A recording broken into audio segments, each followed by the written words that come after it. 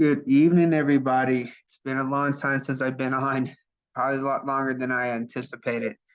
If you don't know me, my name is Mr. Kennedy Karichi, and I am a certified rehabilitation counselor. I help, of course, people with disabilities obtain competitive employment, but also I'm helping my fellow peers and other professionals that have been in this career field to obtain their CRC certification, or again, certified rehab counseling certification. Um, Part of my delay on getting back online is that I've been in the process of transitioning to different jobs to see what works best for me. So, as a matter of fact, starting tomorrow, September 25th, I start a new job position with the Department of Veterans Affairs uh, out here for Las Cruces. So, because of my transition after graduation, it was very difficult for me to get back online, continue giving lectures and stuff. So, what I'm deciding to do is just go ahead and do these pre-recordings and upload them to YouTube channel. Again, like and subscribe to the YouTube channel to the CRC Study Guide. With that, share with your peers who are certifying for the exam. There's also other amazing resources out there too to help you prepare. So don't think that I'm the only one that knows it all, because I don't. And more importantly, though, some of the stuff I'm going to start touching on are the things that have not really been mentioned in my previous lectures. For instance, I go to the study guide. I call the study guide. And we move to here. Pardon this. It's a PDF. But there's some new topics on here that have been assessed that you might not necessarily see in the Red Book or the CRC Study Guide or any updated versions. And therefore, these are some topics I'm going to start touching on a little bit. So like that, you have a more of a heads up. So when you see some of these questions, you'll at least have the idea of what it is that they're asking. For instance, one of the things we're definitely going to touch about today is compensated work therapy. It's in relations with the impact of service connection versus non-service connected disability, because there is a huge hiring spree through the Department of VA for vocational rehabilitation through the Biden administration. Just the other day, there was over 120-something job positions that open up nationwide for rehab counselors. And if you have your CRC, you're even more competitive to the job position. So that might be something for you to think about. The VA does have a lot of benefits to offer, and if you want to serve veterans, definitely. So that we'll eventually touch on other specific topics such as the ADAAA, which is basically a change within the ADA itself, and several other topics. So I'm sharing this with you because you can grab the job task analysis from the CRC website. And with that, this is going to help you to study and prepare for the exam. And now, if you've been with us in our previous groups during their initial cohort, when I started this in January, up to the second cohort, I put this out on the second cohort because I didn't have this until after I completed the exam. Thanks to group sharing and people sharing valuable resources, I highly encourage you, if you don't know where to start to study, start here, because this is what's going to help you to at least know enough information to pass the examination, no matter what version you get. So moving forward here, I want to start with this here that was originally presented by John Evans. He works as a rehabilitation counselor for the Department of VA. He is pursuing his certified rehabilitation counseling certification, but he has plenty of years of work experience working with veterans, and especially those who have severe disabilities, to get back to independence through work. So if you're not familiar with the term compensated work therapy, I highly encourage you to read about it, because the idea is human beings or individuals in our society find meaning through work. In other words, when an individual becomes sick or they're disabled and they have no productivity in life, their lifespan itself shortens, they die sooner, they become more depressed and get sick. When a person finds meaning through work, they end up being more healthy, reduce health symptoms, and overall have a better successful life outcome. That is the idea behind compensated work therapy, or CWT. Again, John Evans, thank you so much for this presentation. I really appreciate it for you sharing this for me to present. However, if you want to do a live lecture of this, by all means, please, I'll let you be the one who takes the floor for this in the future. So I'm not going to get too much into the nitty-gritty of it, but basically it's a big initiative right now being implemented through the Veterans Health Administration, which is different to the Veterans Benefits Administration, that uses voc rehab to match and support work-ready veterans in competitive jobs to consult with business industries regarding their specific employment needs. Now, what does all does that mean? Basically, the rehab counselor is, in a matter of speaking, working like as a job developer and in some ways working as a job coach to get veterans with disabilities back to work through working. And so basically, when they're talking about here, VRNE and CWT program, there are two specific programs within voc rehab through the VA. One of them is for veterans readiness and employment, which is for like veterans going to school, wanting to go through training, similar to the Workforce Innovation Opportunity Act, so to speak. And then, but it's a benefit for veterans. And then you have the CWT side where they're using the therapy aspect of it for that person to gain work and find careers and interests. So it's two facets working together to help the veteran return to work post-military injuries. And so with that, in other terms, the CWT program or compensated work therapy has actually been out since 1983. It's just been more active recently because of the need to get veterans back to work, to get veterans who are especially have severe mental or physical disabilities employed. So with that, it's a two-facet program that helps to, again, bring people together. Now, I'm not going to touch too much on this here where it says the individual extended evaluation plan. That's not something you need to know.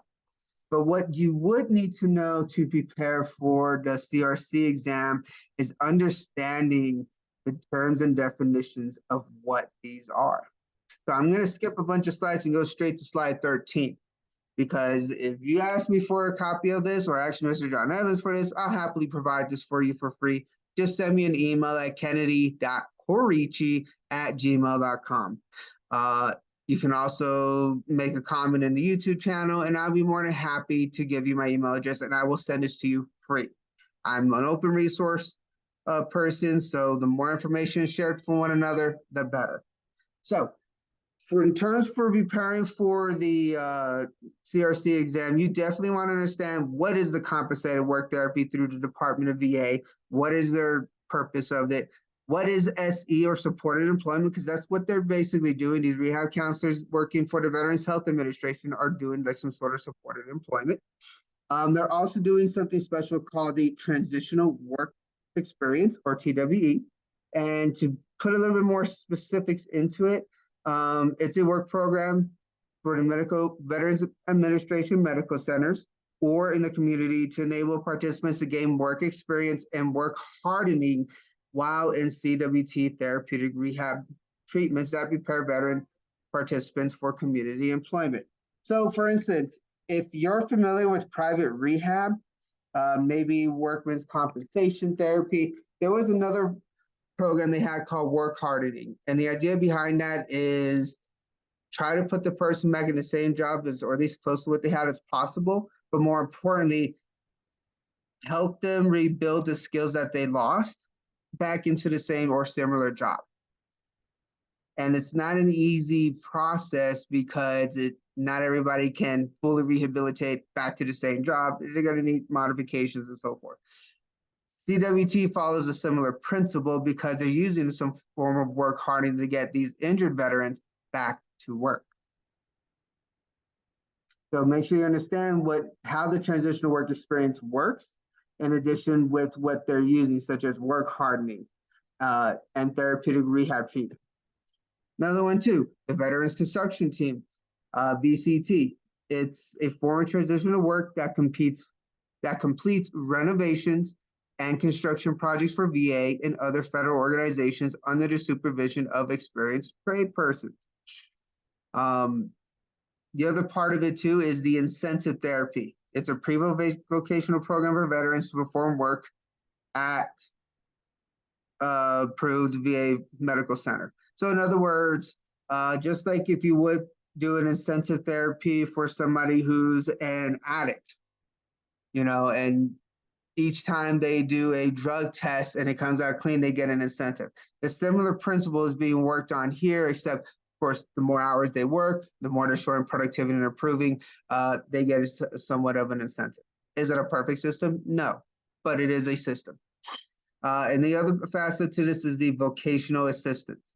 It's a set of assessments, guidance, counseling, or other related services that may be offered to groups or individuals. These services are designed to enable veterans to realize skills, resources, attitudes, and expectations to prepare for searching for employment, succeeding in an employment interview process, and succeeding in obtaining a job. So within the VA, just like a state vocational rehab facility or even a private rehab, because these two, private rehab and this federal job kind of parallel one another, especially in terms of workman's comp. The idea, of course, is, again, getting back to work through different additional assistance and assessments. Some other definitions to be a little bit familiar with, but not to be a full expert on: a vocational rehabilitation specialist and employment specialist. But really, I mean, in terms of the CRC, I wouldn't focus too much on that. I would focus more on making sure you understand, of course, your ADAs, the definitions of how these programs work within the VA. What is it doing to help the veteran? Okay. That's really, for the most part, what you're going to see. For instance, there were a couple of questions that I saw that were related to the Veterans Health Administration. Like, there's something in here that you might not see. It's called CARF. And kind of put that into simple terms: any facility providing a Veterans Health Administration program, such as compensated work therapy, need to be CARF accredited. And basically what that means is, take a look here, accreditation rehabilitation. Let's see here. Where is it? As you can tell, Google's my best friend. But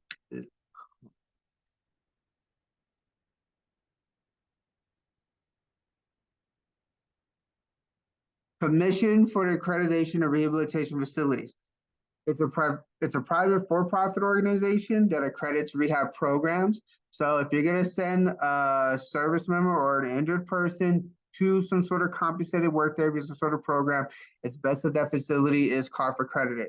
Many VA facilities that are implementing this compensated work therapy program must also be CARF accredited. You as a CRC tester or as a candidate need to know what CARF stands for and why the accreditation is important. And I mention it because it goes hand in hand with compensated work therapy. Another program too you might want to consider reading as well in your studies is FECA, or the Federal Employees Compensation Act. It's basically workman's comp for civilian federal employees, but it provides workers' comp coverage for employment-related injuries and occupational diseases. It's a law, okay? Whether it's federal or whether well, pretty much it's federal here. Basically, by law, any federal employee, say somebody's working for the VA, are by law required to receive workers' compensation if they get injured at work. But again, you need to understand this stuff, because not only is the CRC being implemented in private rehab, forensics, state vocational rehab, it has a humongous impact now in the federal employment. And even though you may or may not be working in federal employment, you do have to understand these terms, because if you do come across them in the CRC exam, you're going to be that much prepared to at least answer those questions. And again, when I took it, they were very basic questions. They wanted to know if you knew what they were, but you didn't understand not only what they are, what they stand for, but who does it help and what's the purpose of it. When you know that much information per each topic and subject, the chances of you passing are significantly higher. So this was a very short presentation today, and I intentionally made it short because I just wanted to slowly touch on some other topics that you might not have seen in our previous recordings. I would have loved to have done this in a group, but again, given circumstances, I decided to go ahead and do this as a pre-recording. But if you have questions or concerns about this, please reach out to me, like and subscribe to my channel, comment on the YouTube channel. I will happily send you an email with this resource for you so you can prepare and study for it. Not only that, thanks for Mr. John Evans. Oh, okay. Let's go back and share. Let's see here. Let's go over here. I also have some other additional PowerPoints that I'm not going to touch on here because some of them are taught in my previous lectures, but you'll get these included as well. About functional capacity presentation, which that's something you do need to know about.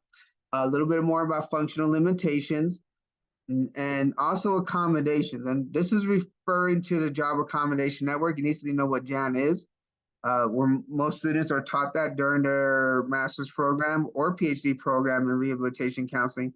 And this is kind of a table to kind of let you know about the seriousness of the